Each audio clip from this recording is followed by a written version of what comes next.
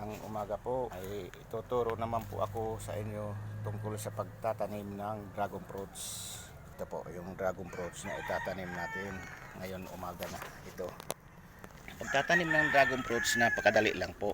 Doon po sa hindi pa nakasubok magtanim na gusto niya magtanim, ganito lang, napakadali po.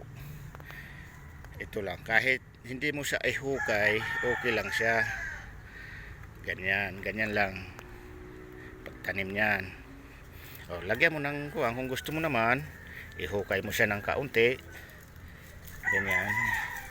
Kung may pagtataniman ka na may pader, ganyan, may pader, pwede siya. Ang ano dyan, mas maganda itanim yung magulang na dragon fruits, yung ganito magulang. Pero pwede rin naman yung medyo mura. Ang ano nga lang, katulad nito, medyo matagal siyang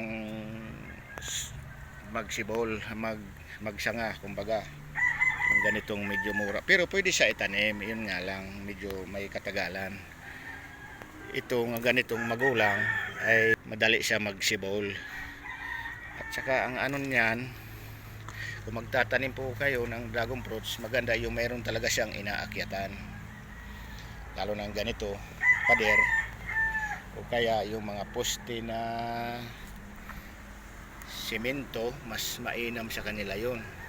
Kahit lang yung mga kahoy na kakwate, maganda rin, pero mas maganda yung ganitong may siya inaakyatan na pader. Yan po. Ito nga pala, dati na ho, may tanim na ako dito. Ay di ko lang na videohan nung nagtanim ako nito noon, kasi nga wala pa akong cellphone. Yun, tinanim ko siya. Ayan na, ay napakagaling umakyat. Ayun, andun na siya sa taas. Ayan yung dati kong tanim.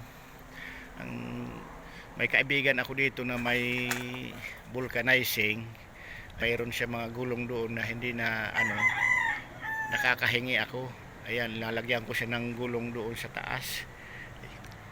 Kaya tuwa-tuwa naman sila doon at mayroon silang kinakapitan. Ayan maganda na tingnan. Ay pagdating ng katbunga, magbubunga na ho yan. Pero paalala ko lang doon sa magtatanim ng katulad nito, pader, di siyempre doon sa kabila, iba na yung may-ari doon. Pagka may bunga doon sa kabila na pumunta, ay pwede mo nang sabihin hindi na sayo yun. Ngayon pwede naman din ikaw umani doon, pero kung kukunin ng sa kabila, ay bali karapatan na rin yan na kunin yung bunga doon, kasi nasa batas naman po yan Kung ang puno nasa iyo tapos lumiban doon sa kabila yung bunga, ay nasa pag-uusap na rin yan, kundi lamang na yung pwede niyang kunin yan. Pero kung nasa na lang yan, kasi mayroon naman din, ayun, napakadali ho itanim ang dragon fruits. Kailangan lang mayroon siyang inaakyatan. Ayan hanggat dito yan, mayroon pa ako dito mga tanim niyan, mga bago pa, pero yung iba na akyat na rin po sa pader. Ayan po, kumbaga nga nangangapit bahay na rin ayan napakadali. Ang gagawin lang, kasi kung medyo mahina pa yung kapit ng ugat, ang ginawa ko, linagyan ko, tinalian ko siya dyan. Ayan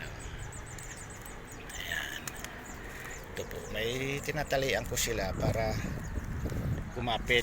Ayan, katulad nito, naakyat na siya. Ayan. Ito po, nakakatuwa tingnan. Bukod sa madali siyang itanim, ay masarap ang bunga pag nahihinog. Ayan Ayan nga, pag makahingi na naman ako ng gulong ng motor, ay lalagyan ko ho para maganda yung kanilang pinakapitan katulad niyan. Yan naman ay pagkakuan, hahawiin ko rin dito yung iba, yung kaya naman mahawi dito banda, kasi kakaistorbo din doon sa kanila sa kabila Ayan Ganda, oh. Yan, ay kubo na rin yan sa kabila. Yan, nagdikit na nga doon sa dingding nila eh. Yan. Nakakatuwa tingnan. Ingat-ingat nga lang sa tinik, pero maikli naman yung tinik niya. Ang ano lang, pag nakatinik, makati siya na mahapdi. Parang pakiramdam kung may kamandag yung tinik niya. Ayan po. Ay, ano ko yan doon sa di pa mga marunong magtanim ng dragon fruits, pero gusto nila magtanim. Yun yung mga ideya na yun. Yan.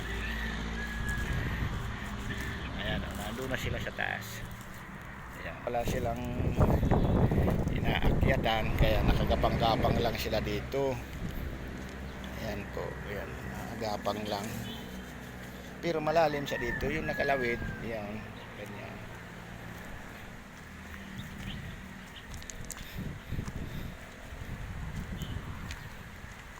Yun, may nahingi pala ako nung isang araw na gulong. Ayan, ilalagay ko sa taas, yung walang mga kinakapitan doon sa taas. Ilalagay ko po yan. Ayan. At dito yan, mayroon. Linagyan ko dito ng gulong, pero dito sa amin mabilis mabulok yung ano, kalawangin yung alamre, kaya bumigay na. Paano kaya matalian uli? Ayan. Ayan. Meron ako ditong ginawa na kuha ko doon yung mga tinanggal doon nagbakod sa kabila doon sa na bakal. Ito po ang ginawa ko, ilinagay ko dito siya sa may kuha na to poste, ilagay ko naman siya dito sa taas, kaya medyo maganda ngayon ang kanya diyang kalagayan. Hindi pa nga lang naglalago. Ito medyo malago na. Yung una yan hanggat dito lang siya, tinali ko diyan, tapos yun, dinugtungan ko. Mas magusto nila yung medyo may inaakyatan sila, may kinakapitan. Yan. Ay ito, katulad nito ay halos hindi siya mag-i-improve maigi kasi nakakanlungan siya. Ang gusto kasi nitong dragon fruits, yung kumbaga lawad siya sa araw, hindi siya nakakanlungan na katulad yan. Ito maganda. Ayan, nadugtungan ko ulit. Ganda na siya tingnan. Ayan po, napakaganda tingnan. Yan, ito yung kauna-unahang kong tanim dito, bali 3 puno yan. Siya, mga ano na to dito eh, mga 3 years na. Dito ko kinukuha yung mga itinatanim ko dyan. Dito, katulad dito, may kinuha na naman ako kahapon, itatanim ko na naman doon sa wala pang tanim. Ayan po, malago na siya, malago na. Sige po, maraming salamat po sa panonood ng aking pagtanim ng dragon fruits. Ano po, nakikiusap ako kung pwede pakishare na lang po itong aking video para marami pa makapanood na gustong magtanim din ng dragon fruits, para makita din nila, makuha rin sila ng ideya kung paano magtatanim ng dragon fruits. Ayun. Salamat po at magandang umaga po muli sa lahat. Maraming salamat po.